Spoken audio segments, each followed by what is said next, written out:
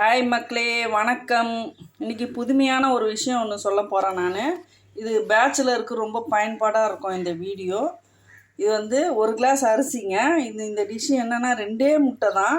இப்போ நம்ம ஒன்றுமே இல்லை, வீட்டில் வெங்காயம் இல்லை, வெறும் அரிசியும் மிளகாத்தூளும் இருக்குது, வெறும் பூண்டு இருக்குது, அவ்வளோதான். 2 முட்டை இருக்குது.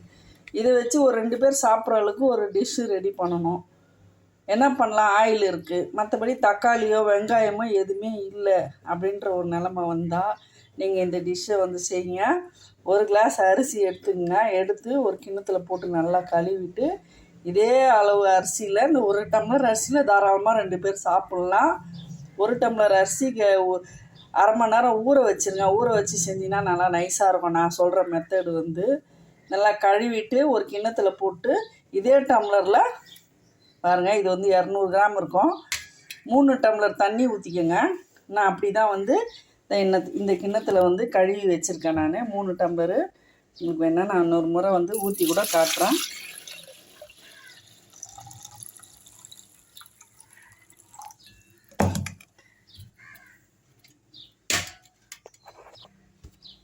அரிசி தண்ணி வடித்தாச்சு. அதில் நான் முதலே ஊற்றிட்டேன். சரி, இருந்தாலும் நான் உங்களுக்கு நம்பிக்கை வரணும். 3 டம்ளர், 1 டம்ளர் அரிசிக்கு 3 டம்ளரு. உடனே செய்யலாம் சாப்பாடு. டக்குன்னு ஒரு 10 நிமிஷத்தில் வேலைக்கு போயிட்டு ஒரு பேச்சுலராக இருந்தால். இப்போ இந்த அரிசியில் கொஞ்சம் தண்ணி ஊறிடுச்சு, அதனால் 2 முக்கால் இருக்குது. இப்போ இந்த தண்ணி இந்த கிண்ணம் அப்படியே வச்சிடலாம். 1 டம்ளர், அதே டம்ளரில் 1 டம்ளர் அளவு தண்ணி வச்சுட்டேன். தண்ணி வச்சுட்டு இந்த பாத்திரத்தை தூக்கி இது உள்ளே வச்சிடலாம். கரெக்டாக பொருந்துற அளவுக்கு ஒரு கிண்ணம் எடுத்துக்கோங்க. தண்ணி கொஞ்சம் சூடாயிடுச்சு. நான் உங்களுக்கு வீடியோவில் காட்டுறதுக்குள்ளே நீங்கள் முதல்ல கூட சூடு ஆகிறதுக்கு முன்னே கூட வைக்கலாம். இதில் கொஞ்சமாக ஒரு 200 கிராம் அரிசிக்கு ஏற்ற உப்பு போட்டுக்குங்க. அவ்வளோதான், உப்பு போட்டாச்சு. இப்போ குக்கர் போட்டு மூடிடலாம். இதுக்கேற்ற ஒரு தட்டு சின்னதாக வச்சுக்கோங்க, உள்ளே போகிற மாதிரி. குக்கர் போட்டு மூடிடலாம். 3 விசில் வந்தோடனே ஆஃப் பண்ணிடலாங்க. இது எதுக்கு திரும்ப ஏற்கனவே ஒரு குக்கர் வீடியோ போட்டிருக்கேன். நான் எதுக்கு அதே ஸ்டைலில் செய்கிறேன்னா, இந்த மாதிரி குக்கரில் செய்கிற சாப்பாட்டில் கலவை சோறு செஞ்சால் நல்லாயிருக்குமான்றது தான் இப்போ குக்கர் 3 விசில் வரட்டும். சரி, இப்போ சாப்பாடு வேகிறதுக்குள்ளே இந்த 2 முட்டையை உடச்சி இந்த கிண்ணத்தில் ஊற்றிக்கலாம். அடுத்து இந்த பூண்டை தட்டி வச்சுப்போம். நான் கலக்கிட்டு காட்டுறேன்.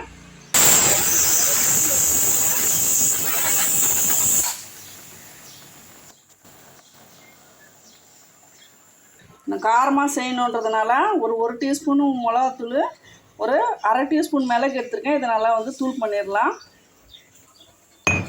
இது நல்லா உரலில் போட்டு நல்லா தூள் பண்ணி ரெடியாக வச்சுக்கோங்க. தூள் பண்ணியாச்சு.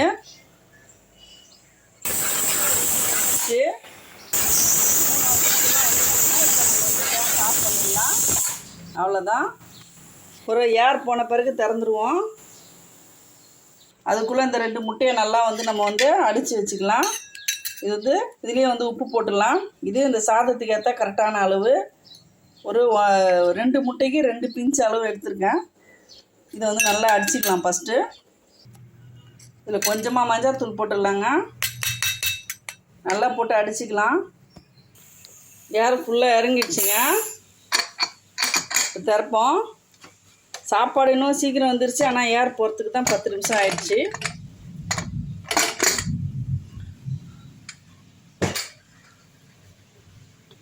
சுடுது. ஒரு நிமிஷம்.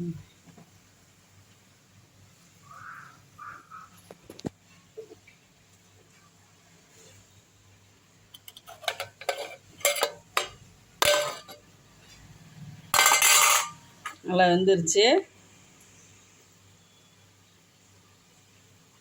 நல்லா வந்துருச்சுங்க. வடிச்சிடலாம். இந்த மாதிரி ஒரு கண் வடி வச்சுப்போம். இப்போ இந்த மாதிரி கிண்டி இருந்துச்சுன்னா இது மாதிரி புடி இருந்துச்சுன்னா இதுலேருந்து எடுத்து இப்படி ஊற்றிடலாம்.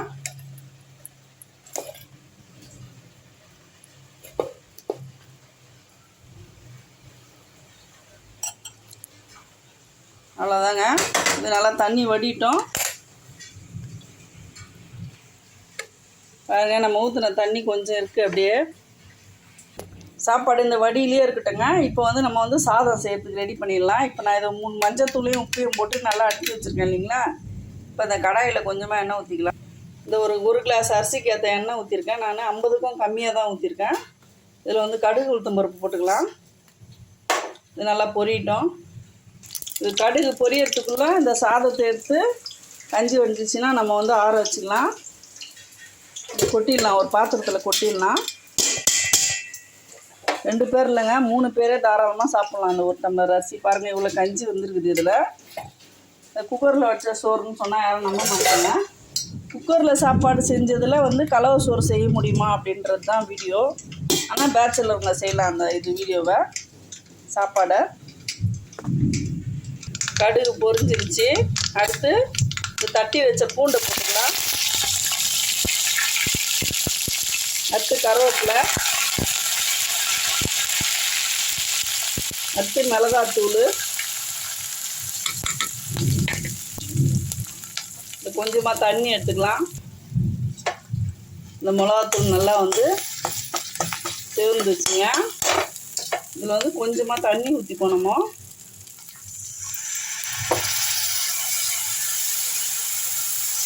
அதை கொதித்து எண்ணெய் பிரிஞ்சு வரும் தானாகவே. அப்போ நம்ம முட்டையை தூக்கி ஊற்றிடலாம். இந்த பச்சை வாசனை போகிறதுக்காக தான் இந்த தண்ணி. அவ்வளோதாங்க, எண்ணெய் பிரிஞ்சிருச்சுங்க. கொஞ்சம் வந்து தொக்கு தன்மையாகவே இருக்கட்டும், அப்போ தான் நல்லாயிருக்கும். இப்போ இதை வந்து முட்டையை தூக்கி ஊற்றிடலாம். உங்களுக்கு சாதம் 3 பேர் 4 பேர் சாப்பிட்றாமன்னா கூட 2 முட்டை போட்டுக்குங்க. நான் இன்றைக்கி 2 முட்டையில் உங்களுக்கு செய்து காட்டுறேன். நான் வீட்டில் வெங்காயம் தக்காளி இல்லை, எதுவுமே இல்லை அப்படின்ற ஒரு சூழ்நிலை நம்ம எப்போனா ஒரு நேரம் சமைப்போம். அந்த மாதிரி டைமில் வந்து இந்த டிஷ்ஷு வந்து உங்களுக்கு கை கொடுக்கும். இது நல்லா வந்து கிண்டி பொரிச்சிக்கலாம். அவ்வளோதாங்க. இப்போ சாதத்தை எடுத்து கொட்டிக்கலாம். நான் இன்றைக்கி 2 பேருக்கு தான் செய்கிறேன். அதனால் இதில் வந்து நம்ம வந்து ஒரு 3 கரண்டி எடுத்துக்கிறேன்.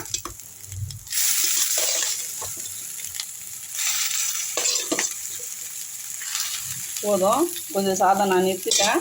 இப்போ இது வரலாம் கிண்டிக்கலாம். சாதம் நல்லா கிண்டியாச்சுங்க. இப்போ இதில் வந்து மிளகு தூள் போட்டுடலாம். இதில் தூள் பண்ண மிளகு எடுத்துடலாம். டக்குன்னு செஞ்சிடலாங்க. ஒரு 5 நிமிஷத்தில் சூப்பராக இருக்கும். டேஸ்ட்டு சுட சுட சாப்பிட்டோம்னா சூப்பராக இருக்குங்க. கண்டிப்பாக ட்ரை பண்ணுங்கள். குக்கரில் சாப்பாடு சீக்கிரம் செஞ்சால் மாதிரியே ஆயிடுச்சு. சாப்பாடு பாருங்கள் எவ்வளோ உதிரி உதிரியாக இருக்குது. நல்லா சாப்பிட்றதுக்கும் டேஸ்ட்டாக இருக்கும். அவ்வளோதாங்க. கொத்தமல்லி இருந்துச்சுன்னா போட்டுங்க, இல்லைன்னா பரவாயில்ல, நாளைக்குக்காக போடுறேன். வீட்டில் இருக்கிற பொருளை வச்சு உடனடியாக டக்குன்னு 2 முட்டையை வச்சு ஒரு டிஷ் பண்ணோன்னா நீங்கள் இதை ட்ரை பண்ணலாம். இந்த வீடியோ பிடிச்சிருந்தா லைக் பண்ணுங்கள், ஷேர் பண்ணுங்கள், சப்ஸ்கிரைப் பண்ண மறக்காதீங்க. தேங்க்யூ மக்களே.